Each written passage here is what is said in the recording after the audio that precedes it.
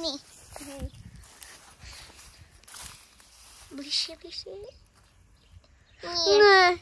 Moje obľúbené maliny. Prečo? To je ohavný čin. Nie! Kto to ukradol, je totálny zlý človek. Idem zavolať poličov alebo nejakého detektíva. Haló, áno, dobrý deň, pán detektívok. Áno, ukradli nám maliny. Je to strašne ohavný čin.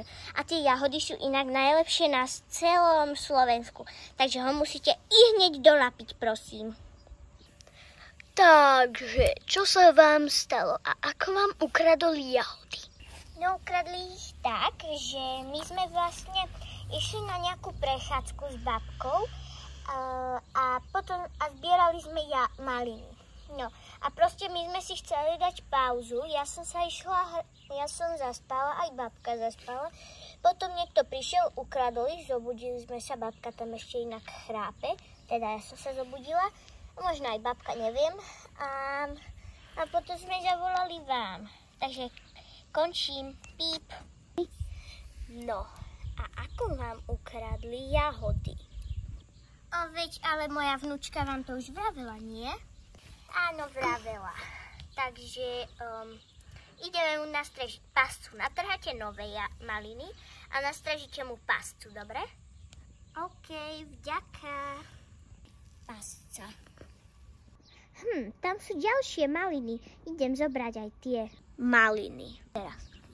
Dobre. Maliny roztvorím. Potrhám ťa.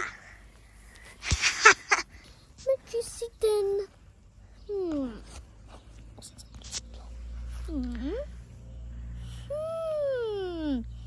Áno, je to ten zlodej. Veľmi vám ďakujeme. A môžete nám vrátiť tie maliny? Jasné, že áno, ale ešte ho musím zbiť a dať ho do väzenia. Nezbite ho, iba ho dajte do väzenia. Dobre. Jaj, prečo ma museli chytiť, ten sprostý policajt? Jaj, veď som sa chcel iba najesť. Good ending.